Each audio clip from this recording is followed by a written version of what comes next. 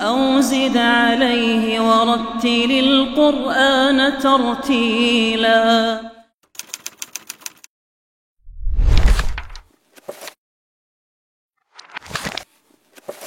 Bismillah, Assalamualaikum warahmatullahi wabarakatuh. Alhamdulillahi rabbil alamin. Wassalatu wassalamu ala ashrafil anbiya'i wal mursalin wa ala alihi wa ashabihi wa man tabi'ahum bi ihsanin ila yaumiddin. Wa ba'd, qala Allah ta'ala fi kitabihil karim, a'udzu billahi minasy syaithanir rajim. Aw zid 'alaihi wa rattilil qur'ana tartila. Pemirsa sahabat Al-Quran dimanapun kita berada, semoga Allah subhanahu wa ta'ala muliakan kita semua dengan Al-Quran. Pada episode yang pertama ini kita akan membawakan sebuah tema yang insya Allah cukup bagus dan cukup menggetarkan hati kita sesungguhnya. Tema kita yaitu menapak tilas tentang cerita seorang tabi'in yang mulia yang bernama Abu Abdurrahman As-Sulami.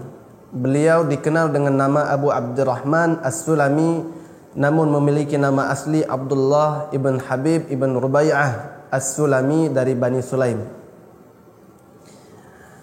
Abu Abdurrahman As-Sulami menjadi sosok tokoh inspirator kita di dalam belajar dan mempelajari Al-Quran serta mengajarkan Al-Quran. Ketika kita membaca sejarah beliau, membaca perjalanan kehidupan beliau, kita akan mendapatkan sungguh luar biasa perjalanan yang jarang orang yang bisa menempuhnya seperti yang beliau lakukan. Apa yang beliau lakukan?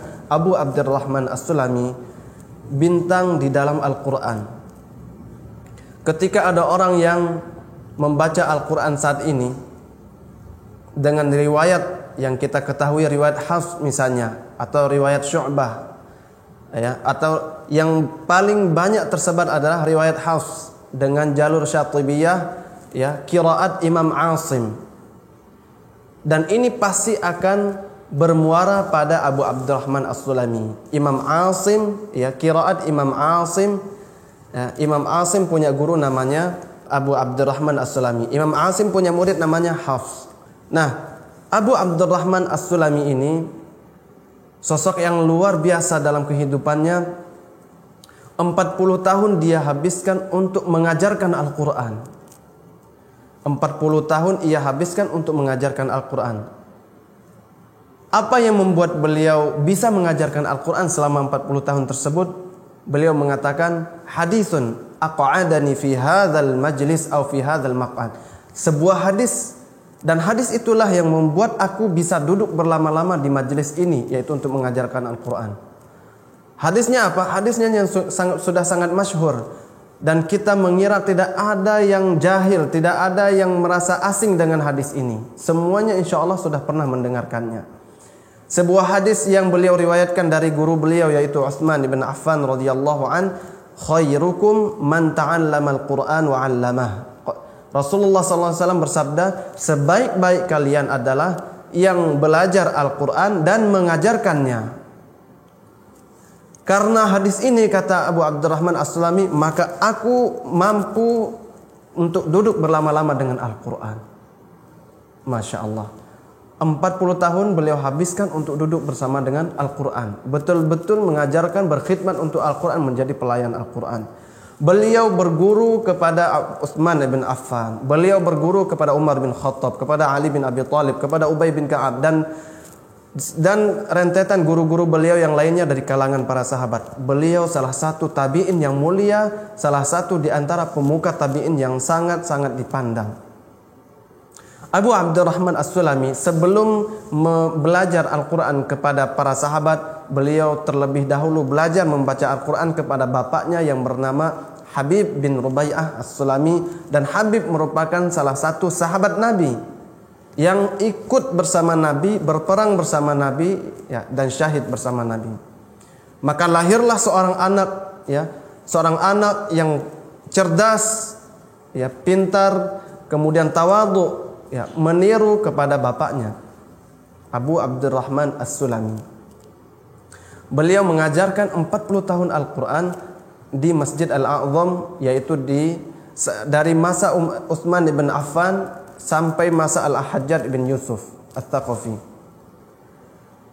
Yang di antara cara Abu Abdurrahman As-Sulami dalam mengajarkan Al-Quran adalah man jaa awalan falyaqra. Siapa yang datang duluan maka dia silahkan baca.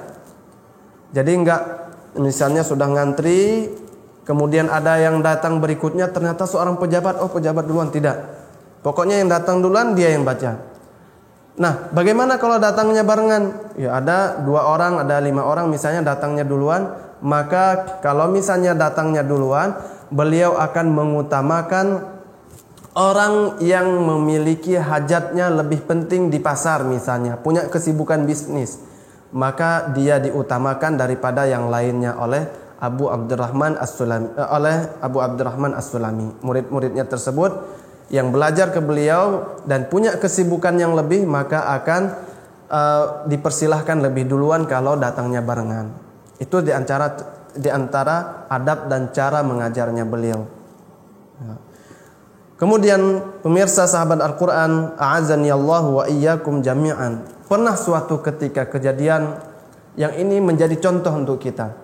Suatu ketika salah seorang muridnya membaca Al-Quran kepada beliau, belajar Al-Quran. Setelah selesai beliau belajar Al-Quran atau membaca Al-Quran, maka muridnya ini menghadiahkan sebuah kuda kepada Abu Abdurrahman As-Sulami atau kepada gurunya ini. Maka saat itu Abu Abdurrahman As-Sulami menolaknya. Kata Abu Abdurrahman As-Sulami, ala kana hadza qabla al-qiraah?